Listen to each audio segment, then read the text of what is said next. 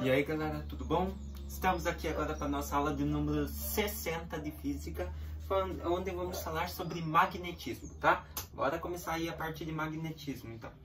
Então os nossos objetivos, que eles não colocaram, mas é falar um pouquinho aí sobre o magnetismo, né? Dar uma introdução aí a esse conteúdo. Então olha só, o que é magnetismo? Veja comigo. Magnetismo é a propriedade de atração e repulsão de determinados metais e ímãs, que apresentam um polo positivo e outro negativo, caracterizado pelas forças de polo.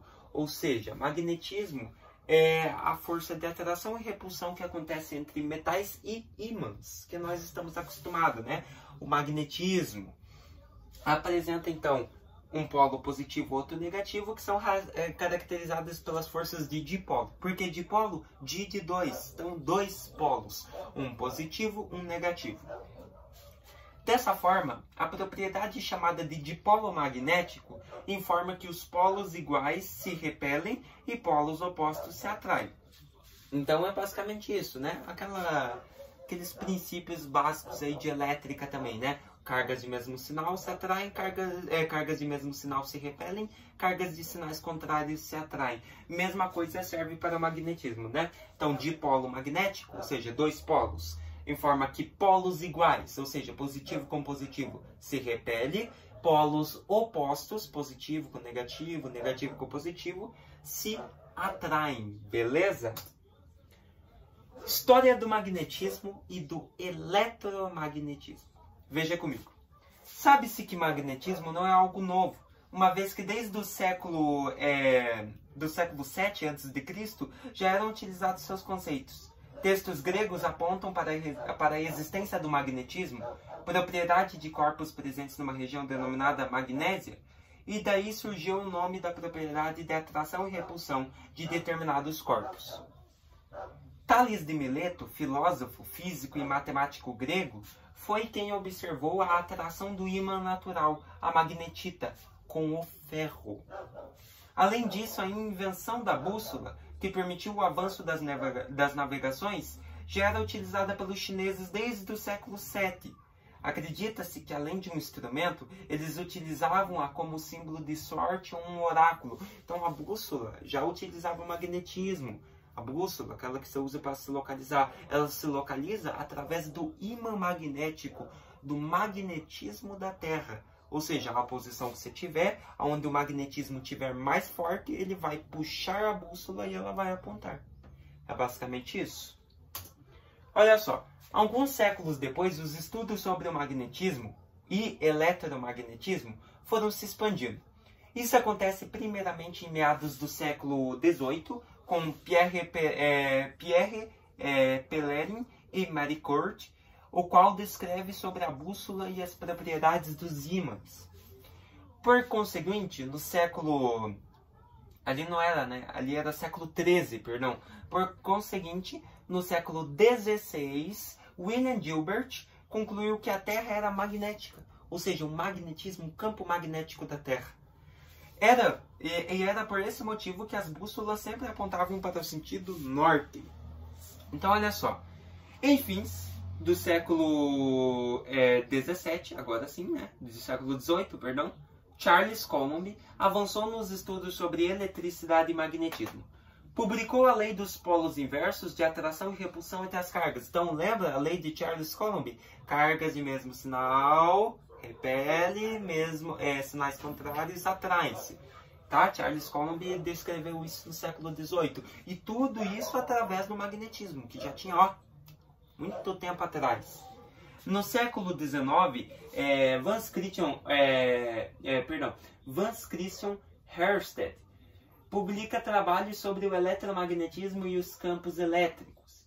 Logo depois, entre 1821 a 1825, André Marie Ampère realizou pesquisas sobre correntes elétricas nos ímãs. Ou seja, lembra? Corrente elétrica é medida em ampere por causa do cientista. Por isso que o A em letra maiúscula. Sempre que a unidade de medida de algo for letra maiúscula, é o nome com certeza de um cientista ou de algo muito importante. Beleza? Por exemplo, estão colocando litros agora com um L maiúsculo, né? Sempre foi com L minúsculo. L maiúsculo, não conheço nenhum cientista chamado litro, né? foda. Não tem, né? Então teria que ser com L minúsculo, mas tá bom. Então o Ampère fez pesquisa sobre corrente elétrica em ímãs, aprofundando mais no magnetismo, né? Em homenagem a ele, o nome Ampère foi dada a unidade de medida de intensidade da corrente elétrica. Entretanto, foi Joseph Henry e Michael Faraday que descobrem a indução eletromagnética. Assim, em 1865 foi o ano marco da era da eletricidade, com a invenção do dínamo. Por meio da indução eletromagnética, o dínamo converte energia mecânica em energia elétrica. Ou seja, tivemos a primeira vez um trabalho transformado em energia elétrica, ou seja, o trabalho em eletricidade. Beleza? Então olha como o magnetismo foi muito importante. Viu só? Ímã. O ímã ou magneto, é um corpo magnético, ferros magnetizados, rochas magnéticas, dipolo. Ou seja, ele possui dois polos. Então o ímã sempre possui dois polos. Beleza? Um dos polos é positivo e como porventura, né, o outro é negativo. Eles possuem a propriedade de atrair outros corpos ferromagnéticos. E são corpos que têm cargas opostas a deles. Ou seja, para o polo positivo atrair, tem que ser um corpo que esteja negativo. Para o negativo atrair, tem que estar positivo. Beleza? São encontrados na natureza em alguns minerais com propriedades magnéticas. Por exemplo, a magnetita, que é o ímã natural que atrai o ferro. Então, magnetita, né, o estudo do magnetismo, que a gente acabou de ler lá no início, começou a partir dela. Beleza? Por outro lado, há o processo de fabricação de ímãs artificiais, o processo chamado de imantação, o qual o corpo neutro é conferida a propriedade da atração magnética. Então, eles pegam, né, para fazer o ímã artificial, um corpo neutro, e eles conseguem, a partir da imantação, fazer com que esse corpo seja carregado, beleza? Ou seja, tenha propriedades magnéticas. Note que o ferro e algumas ligas metálicas são corpos que se imantam mais facilmente, beleza? Pois eles têm um alto grau de magnetismo, de atração, de indução. Por isso, os ímãs artificiais são muito importantes na fabricação de aparelhos eletrônicos, geradores elétricos, bússolas, dentre outros, tá? Então, o ímã ele sempre tem dois polos. E temos o ímã natural, que pode ser o ferro ou magnetita, e os ímãs artificiais, que são feitos através da imantação. Beleza? Imantação. Imantação é o processo pelo qual um material que não possui características magnéticas torna-se um ímã. Materiais como ferros e ligas metálicas compostas de alumínio, níquel, cobre e cobalto apresentam baixa resistência à imantação e são frequentemente utilizados na composição de ímãs permanentes. Então, o ferro, o alumínio, eles têm baixa resistência, ou seja, eles não conseguem resistir ao processo de imantação. Ou seja, aconteceu o processo, eles se tornam ímãs facilmente. Então, por isso que geralmente ímãs são feitos de alumínio, níquel, cobre, ferro, né? Ligas metálicas aí. Beleza? Então, imantação é isso, quando um corpo neutro artificialmente pega características magnéticas, tá? Um corpo neutro que não era magnético vira um ímã.